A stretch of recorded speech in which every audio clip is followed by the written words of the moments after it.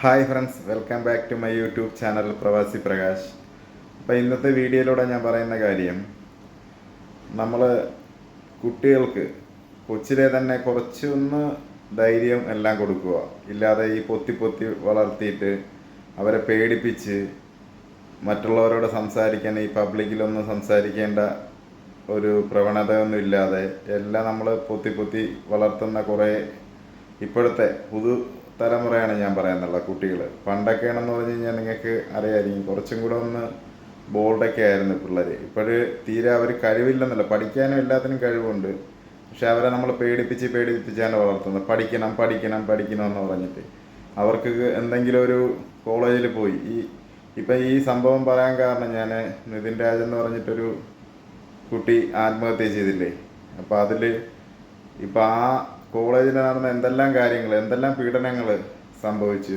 എന്നിട്ട് മാർക്ക് പിള്ളേർ വന്ന് പറയുമ്പോഴാണ് നമ്മൾ അറിയുന്നതല്ലേ, രക്ഷകർത്താക്കൾ. നമ്മൾ പബ്ലിക്കിൽ കുറേ എല്ലാവരും നമുക്ക് പബ്ലിക്കിലുള്ള ആൾക്കാർ ആരും ഹെൽപ്പ് ചെയ്യില്ലെന്നൊന്നും ആരും വിചാരിക്കരുത്. കുട്ടികളും എല്ലാവരും കേൾക്കാൻ വേണ്ടിയാണ്. നിങ്ങൾ വെളിയിലോട്ട് പറഞ്ഞാൽ മാത്രമേ പബ്ലിക്കിൽ അറിയത്തുള്ളൂ. ഇതിൽ കുറേ ആൾക്കാർ അതിൽ ഇടപെടത്തുള്ളൂ. എങ്കിലേ മാത്രമേ ഇപ്പം എന്തെങ്കിലും ഒരു അനീതി, ഇപ്പോൾ സാറന്മാരല്ലെങ്കിൽ ആരായാലും അത് വെളിയിൽ അറിഞ്ഞാൽ മാത്രമേ അതിൽ ഇടപെട്ട് ഓരോ നീതി നമുക്ക് കിട്ടത്തുള്ളൂ. അപ്പോൾ കുട്ടികളെ കൊച്ചിലെ തന്നെ പറയണം. നമ്മളെ പെൺകുട്ടികളാണെങ്കിൽ അവരെ പറയണം, എന്തെങ്കിലും അസഭ്യം പറയുകയോ ദേഹത്തൂടെയോ അതെല്ലാം നമുക്ക് അച്ഛനമ്മ സ്കൂളിൽ നിന്ന് വന്ന് വീട്ടിൽ പറയാനും അവർക്ക് ഉള്ള ഒരു അവയർനെസ് കൊടുക്കുക, ഒരു ധൈര്യം കൊടുക്കുക. എന്തുണ്ടെങ്കിൽ ഞാനുണ്ട് എന്നുള്ള രീതിയിൽ. ഇല്ലാതെ പരീക്ഷയ്ക്ക് ഇപ്പോൾ ആ പെൺകൊച്ച് പറയാണ് മരിച്ചതിന് ശേഷം അത് നമുക്ക് മാർക്ക് കുറയ്ക്കും എന്ന് സാറ് പറയുന്നു ക്ലാസ്സിൽ. വീട്ടിൽ ശരിയാണ്, മെഡിക്കൽ MBBS കാര്യങ്ങളൊക്കെ ആകുമ്പോൾ അത്രയും ലോൺ എടുത്ത് വീട്ടുകാർ പ്രതീക്ഷിക്കുമെങ്കിലും ആ കൊച്ചെന്തായി, ആ പയ്യൻ്റെ കാര്യം. ഇപ്പം നിങ്ങൾക്ക് ശരിയാണ്, നിങ്ങളെല്ലാം സഹി കേട്ടിട്ടൊരു ഡോക്ടറേറ്റ് കിട്ടിയിട്ട് കാര്യമുണ്ടോ? നിങ്ങളൊന്നും ചെയ്യത്തില്ല. എന്ത് ചെയ്യാനാണ്? നമ്മളെ ഇന്ത്യൻ ഭരണഘടനയുണ്ട്, നീതി നമുക്ക് കിട്ടും. നിങ്ങൾ പബ്ലിക്കായിട്ട് പറയുക, വെളിയിലോട്ട് ധൈര്യമായിട്ട് പറയും. എന്ത് പീഡനം ഉണ്ടെങ്കിലും വെളിയിലോട്ട് പറയും. നമ്മളെ സഹായിക്കാൻ എന്തായാലും കുറച്ചൊരു ഒതുങ്ങി നിൽക്കും. പലയിടത്തും കണ്ടിട്ടില്ലേ. പക്ഷേ കുറേ ആൾക്കാർ സഹായിക്കാൻ കാണും. രക്ഷകർത്താക്കൾ ധൈര്യം കൊടുക്കുക അതിന്.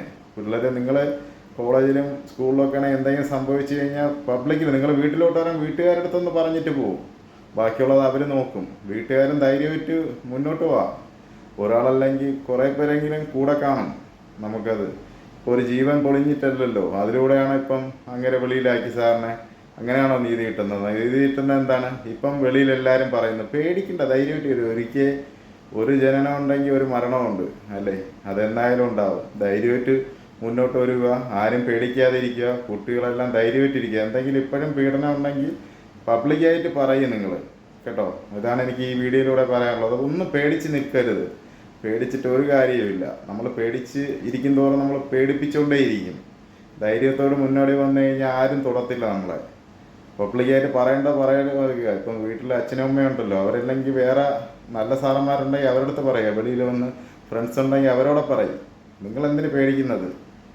അങ്ങനെ ഒരു ജീവൻ പൊളിഞ്ഞില്ലേ. നിങ്ങൾ നേരത്തെ അത് പറഞ്ഞിരുന്നെങ്കിലോ.